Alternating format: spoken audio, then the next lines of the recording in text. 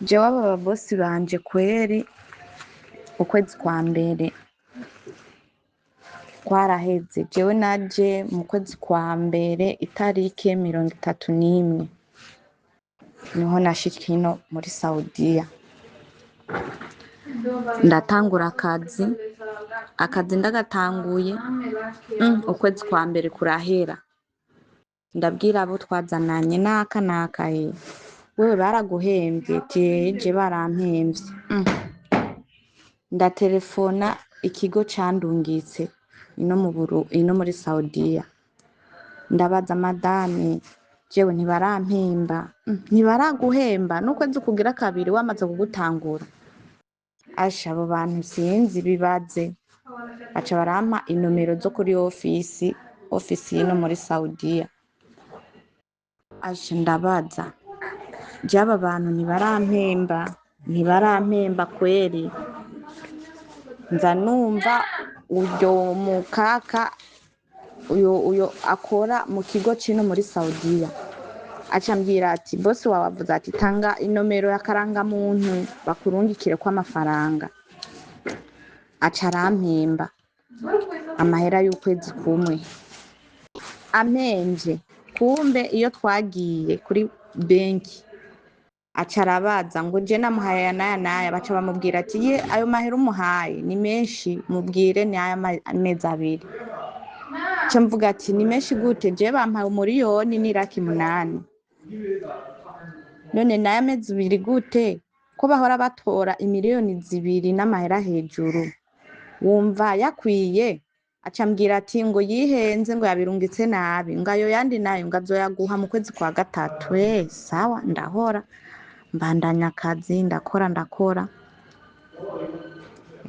maze gukora ndabandanya akazi ndakora maze gukora ukwezi kwa gatatu kurinjira, umwana wiwe aca afata telefone yanje ayita mu mazi, telefone irononekara, sinabaye uburyo bwo kuyaga, nta muntu n'umwe twavugana.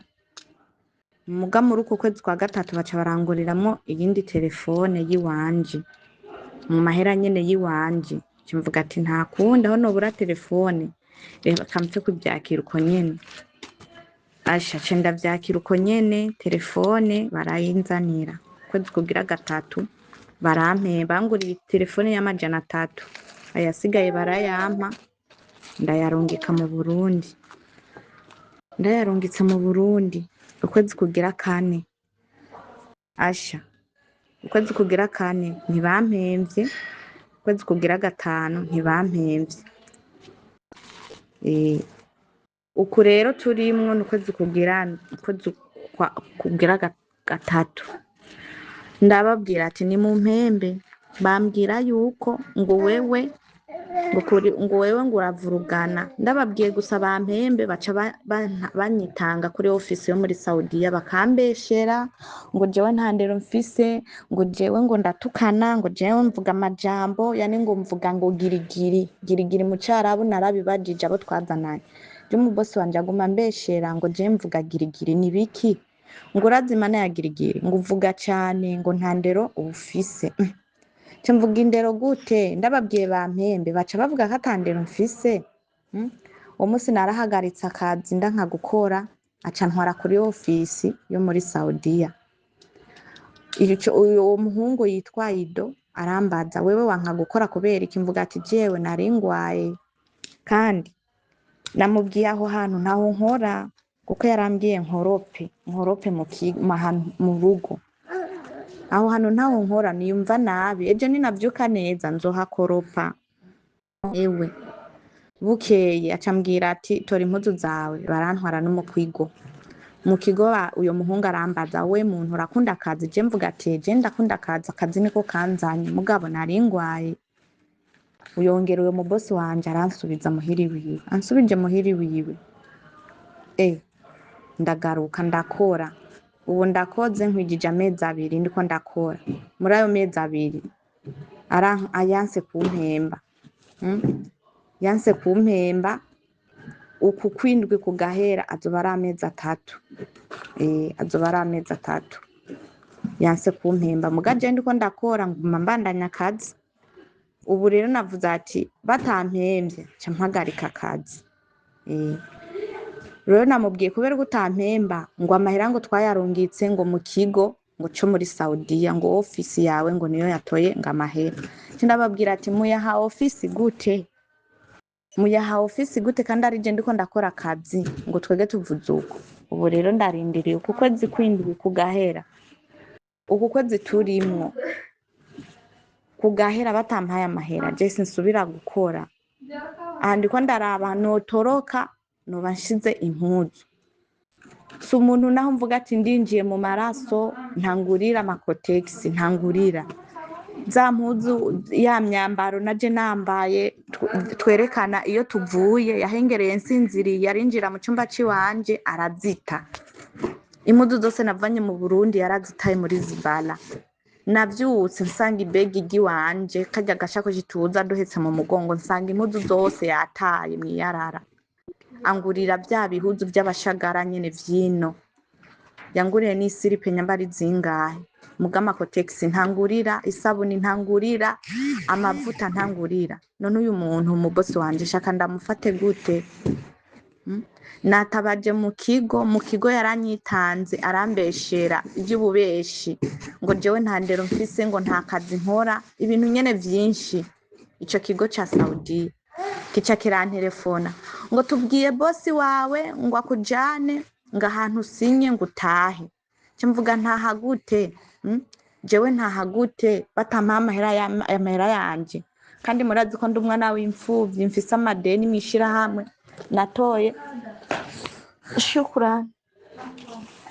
Natoye amadeni mwishira hamwe ni ishira hamwe niryo ryandungitse nayo madeni sindaheza kuyariha. Mundungike kweri kandi je musazanje aheruka no gupfa. Rero mvuze uko ico kigo nyaba camubwiye ati muri ayo mahera yiwe buramuha amahera y'ukwezi kumwe. Baca barampemba amahera y'ukwezi kumwe. Muri ayo mahera yose. Ubu rero jewe n'ukuri nariko ndagusaba umfashe kweri. Umvirije uyu Murundikazi imvugo yiwe ni imvugo yo kwidoga, ni imvugo yo kwihebura, ni imvugo agaragaza yuko abari kumufasha ataco ariko aramufasha. Niyo mpamvu mwumva avuga asa n'uwunganyira kandi mu by'ukuri birumvikana umuntu aganyira umuntu yumva yomutabara mugabo ikicaro gikorwa ku busanzwe cy'aba bantu babarungikayo kuko je ndacahagarara no ku kintu kivuga ngo ni kubagirira neza. Rero iyo umuntu mugiriye neza biza gute ngo uhinduke umutererane nk'uko? Ndashaka mwumvirize amarira yiwe yose hanyuma je ndazi ikintu nza gukora. Ikintu nza gukora ni giki? Iyo audio ndayirungikira kino kigo hanyuma ndabe ko bikawusha, ariko bama bikawusha nta nicyo babwira. Umuntu ariko aravuga ko akora hanyuma amahera agahembwa ofisi wewe yanabaza bakavuga ko batazomuhemba. Ariko n'ikindi kintu namwe mubwirizwa kumenya mw'abantu mwe, mubwirizwa kumenya yuko hano muriko murakora mwaje kuba abasirikare niko naba mvuga nk'abasoda. Ibintu vyo kubatera ikibabagwe ntibibaraba nta n'ivyo banezwe. Za muhangana nabo kuko mudahanganye ntaco muzohanoba. Reka mbanze ndeke ko abandanya avuge mwumve n'amarira gusa. Bananiye kweri bananiye. Muga umukozi wa nyina wiwe bamufata neza kawifi baramuha ico ashaka bakamuha. Muga umukobwa wiwe niwe aramfata nabi. Ubu rero je navuze ati batandisha ayo mahera menye yuko ari itike ryo gutaha muhira, amenye yuko ndiko ndakorera itike ryo gutaha canke menye yuko nzoguma nkora ntariko ndahabwa amahera. Nzoguma nkora je ntariko ndahabwa amahera kweri. Uku kwezi kuko mu kwa gatandatu ndimwe kugahera nzoba nkwigije amezi 3 batandiye. Jewe izina ry'iwanje nitwa Irakoze Zuena mva mu Rumonge. Nasafiye mu kwa mbere itariki 31 niho naje no muri Saudiya. Ngayo amahera bampemvye mu mezi 2 barampemvye. Aho uko kwezi kugira 3 barampemba. Aya mezi kandi aya nyene turimwo basha niho bananiranye kumpemba, vrema bayanse kumpemba. Uku kwa 5 kwa 6 banse kumpemba, nuko turimwo kw'indwi. Asha ni ingorane gusa nivyo gusenga kweri. Umuntu wataye umuryango, wataye abana, naje ku madeni, nataye amahera y'abandi mw'ishirahamwe, turumvikana ko nzobakorera amezi 4. Ko nzobakorera amezi 4 barandungika, kuko jewe uburyo bwo kuza no muri Saudiya ntabwo nari mfise. Asha rero bene baharura amezi maze ino baguma banterefona kutarungika ayo mafaranga, nkababwira ibibazo ndimwo, bavuga ati ivyo ni ivy'iwawe, amasezerano urayazi. Uko nyene niko banyishura. Uko nyene niko banyishura. Naragerageje guterefona n'ikigo candungitse, banyishura yuko ngo ntoroke. Ndababwira ati je ntoroke nsize ivyangombwa, wumva gute mwibarabara ko nogira ibibazo? Ngo nyambo ubona yuko ababosi bawe batariho, ugurura umuryango utoroke. Arambaza mbe urafise passport? Ndavuga ati je passport kuva nshika umubosi wanje arayigendana no mu nzu, nta nubwo ayishira mu nzu, arayigendana. Mperuka kubona passport bagenda kundonderera agakaratasi kitwa Ikama, niko mperuka kuyibonera ijisho kurindi. Nako gakaratasi kitwa Ikama nta nubwo bakampaye ako gapapuro, niwe akabika ngwaye, ntamvuza ngwaye, ndamubwiye ati ndagwaye sinshobora gukora akazi, ahubwo aca telefona kuri ofisi akababwira yuko ndi ntagondwa nayase gukora akazi. Abo nabo kuri ofisi ho bomvugiye bavuga ati wewe wananiranye kuva kare, kuva umubosi wawe yaduhereye raporo ntushoboka. None gashaho banse kumvugira aribo bandungitse ino. Wumva uyu mubosi no kumpemba azoyampemba aya mafaranga? Muga bene bamvugiye bo yoshobora kuyampa, amvugiye boshobora kuyampa. Nomero zo kuri ofisi nizo ziriko igicapo c'amaboko. Nizo mpuzu twaje twambaye, izo mpuzu mabuja wanje yarazitaye, yahengereye nsinziriye aca arazita. Impuzu zose nakuye mu Burundi yarazitaye. Ndakanguka ndabura impuzu nimwe nokwambara. Bukeye niho yaciye aja mw'isoko angurira nyene zirya mpuzu zambara abashagara, arangurira ibipantaro, yanguriye imyambaro 3. Impuzu naje nambaye nizo ziriko ibicapo vy'amaboko. Nizo nomero zo muri Saudiya z'ikigo co muri Saudiya. Ico kigo co muri Saudiya, uyu muhungu yitwa Ido, ndamubwiye ibibazo vy'iwanje aca ntashaka kunyumviriza, yumviriza ababosi barambeshera, ndabishuje baca banyitanga kumbeshera ko ata kazi nkora, ndi ntagondwa, nananiranye.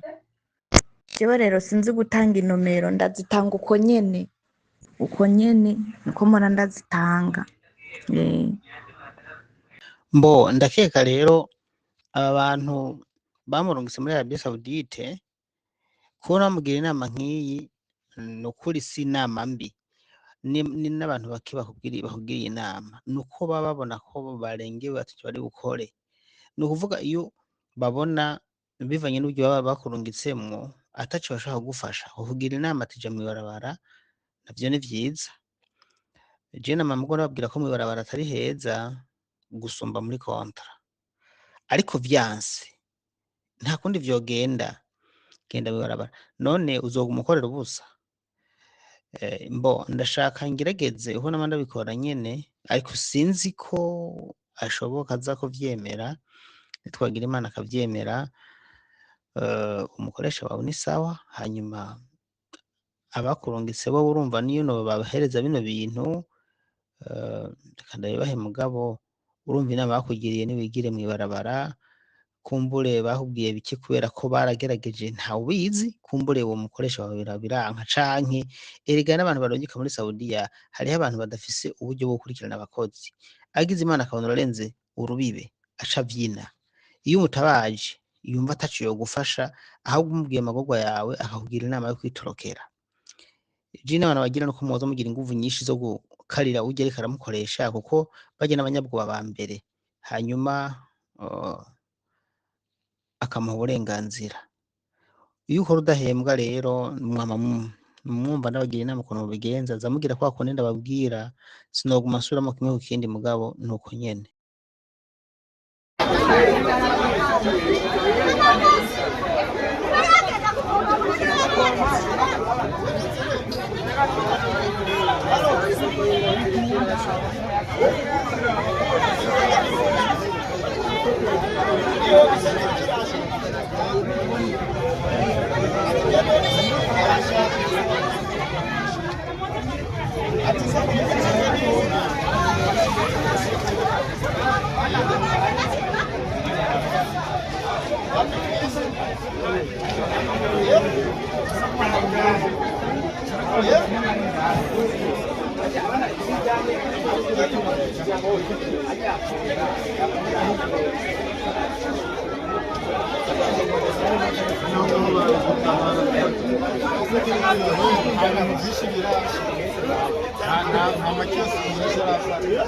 Iri ni itangazo nama ntanga ku rubuga rwanje nka Daniel Mugisha, ni promosiyo y'akazi Dubai, rivuga ngo turakeneye abubatsi abafundi 50, ariko ni barakeneye kubera ko sishira hamwe ryanje, barakeneye abafundi 50, ni bamwe bubaka abamaso hamwe n'abayede 200, abafundi bagahembwa 1300, abayede bagahe icyamadirihamu avunjwa amadolari 350, hanyuma abayede 200 bagahembwa 300 ku kwezi. Aya mafaranga mugo bariyongera yose kubera ama heures supplémentaires, hanyuma abayede barabagaburira, ariko hariho naho batagabagaburira. Ibi kugira ngo menye vyinshi cyane kuri ibi hamagara 61 99 79 49, hitaba uwitwa Jacqueline plus 257 61 99 79 49, guteranya 257 61 99 je inimero zanje z'umurazizi ni Daniel Mugisha 358 iyi ni promosiyo iri kiraba ubunyene. Musha mwibaza ati ni kubera iki Daniel Mugisha yahisemo kuza aratwereka aho duca mu kuja Dubai.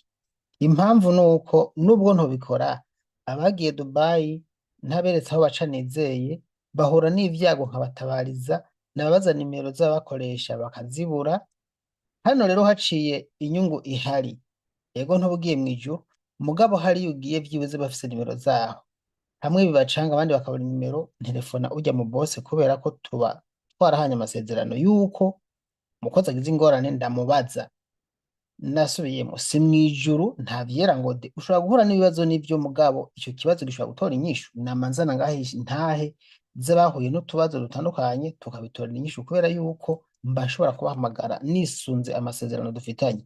Nimba ukeneye kugenda Dubai rero kurondera ubuzima kugira ngo mwiteze imbere, genda muri Angel Flyaway Travel hanyuma bagufashe. Ikorera ngaha kwibarabara rya Saint Michel muri centre ville Boulevard de l'Iprona, neza kwiyiri pangarte kuri rya barabara abantu baca hejuru imodoka zigaca hasi, hajya uhageze ucubona galeri ririya ugaca winjira indani muri D inomero 9 uhasanga Jacqueline, umwe wa mukenyezi yama abafasha buri munsi.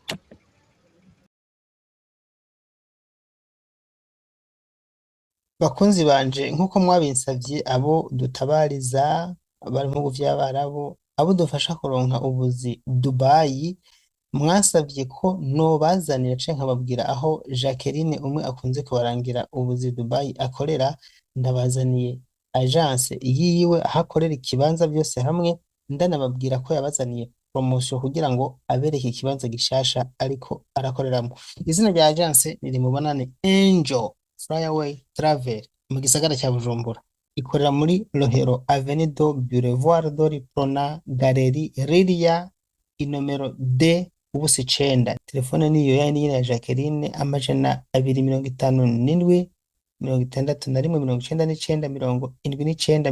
79 mu kubarangira neza. Raba muri iyi video, murabona iyi video, uriya muryango hari imodoka yirabura kuri kariya kazingi hajya niho winjirana. Iki ni kiraro kimwe rudende kiri mu gisagara cya Bujumbura, kimwe imodoka zica munsi abantu bagaca hejuru kwibarabara rigenda kuri Saint Michel. Uhagaze kuri iki kiraro canke iri barabara abantu baca hejuru hanyuma imodoka zigaca munsi, uba uhagaze neza imbere y'umuryango winjira muri galeri aho Angel Flyaway Travel ikorera. Ushobora guhamagara bagaca basohoka bakakubona. Jacqueline muri Angel Flyaway Travel mu kubaho gwinjizo yaciye abaha ama offer ku buzi bwose bw'ikiyede, bwo kubaka, bwo gucuruza canke ubuzi bwose bwo gukora ama supermarket, abakobwa n'abahungu. Ubuzi bwari ku miliyoni 7,800,000 yabushize ku miliyoni 6,500,000. Muhishikiye mushobora kugira n'ikindi mu mwisabiye. Mu kurangiza rero ndabibutse ko uko ari gutanga ugwinjizo habonekamwo utu offer na promotion izomara imisi hagati y'itatu n'ine gusa. Ni wa muco w'abarundi wo gutanga ugwinjizo umuntu yinjiye mu nzu nshasha canke yuguruye agence nshasha. Inyuma yaho rero ntawuzi ukuntu bizobandangira, ibiciro bizongera biduge, ariko iyo batubwiye ngo ni promotion y'imisi 3. Murakoze.